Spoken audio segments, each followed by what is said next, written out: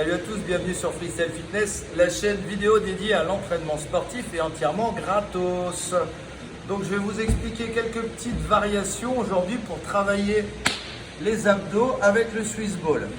Donc on va faire ce que moi j'ai baptisé un peu le gainage dorsal. Le principe du gainage, c'est de fixer en fait la zone abdominale et de rester soit statique, soit de faire du gainage dynamique et d'ajouter un mouvement parasite pour perturber la stabilité, soit avec les bras, soit avec les jambes. Alors, c'est la même chose, sauf que on est positionné en fixe sur le dos. Pour ce faire, c'est très simple. Je prends un ballon, je me place à peu près 1 mètre d'un point fixe, en l'occurrence un mur, et je m'assieds au sommet.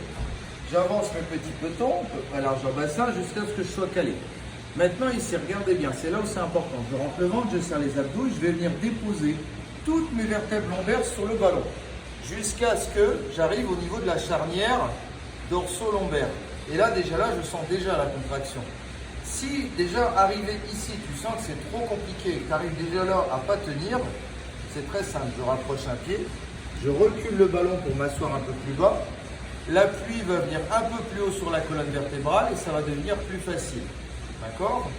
C'est facile de réguler à tout moment.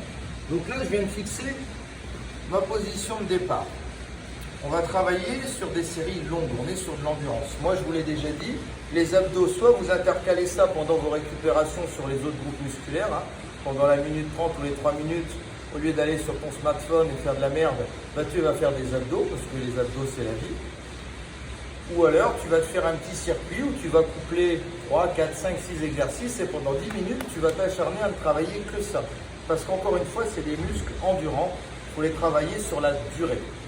Premier exercice basique, une fois que j'ai positionné derrière mon dos, je démarre ici, je rentre le nombril, je serre les abdos, je pousse avec mes lombaires ici, je souffle, j'allonge dans l'axe et je résiste.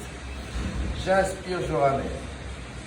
Je souffle et j'ai cherché ce petit Parkinson à un moment donné, là où tu sens que tu es procédé et tu sens tout la vinasse que tu as bu qui ressort par les pores. Ça, c'est excellent, ça fait toujours plaisir. Ça, c'est la première variation. Si tu sens à un moment donné qu'avant les 20 reps, ça devient compliqué, tu recules le ballon ou tu te redresses et tu reprends, c'est pas grave. Il ne faut surtout pas travailler avec le dos creusé, sinon tu vas t'esquinter. Donc là, on a fait une première variation dans l'axe. Deuxième variation, toujours la même position de base. Maintenant, on va travailler un peu plus sur de l'asymétrie. Je souffle, on va chercher derrière et là, tu vas me faire un petit dos crawlé. Et là, si tu veux corser, dès lors où tu travailles avec un dos crawlé, tu vas rapprocher les deux petons, rapprocher les deux genoux pour accentuer le déséquilibre généré par cette asymétrie. Good? Bien.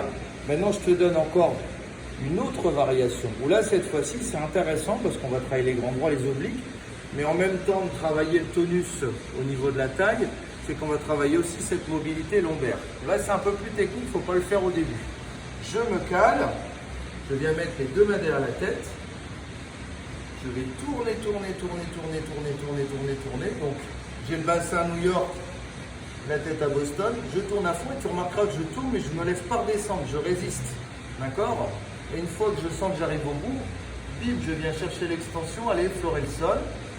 Je reviens dans l'axe. Je tourne tout doucement et je vais chercher de l'autre côté.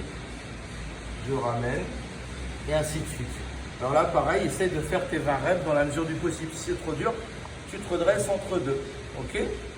Alors, si tu n'as pas de Swiss Ball et que tu veux le réaliser chez toi et que tu es un peu dégourdi, tu prends un gros polochon, un gros oreiller, tu viens le caler au niveau des lombaires.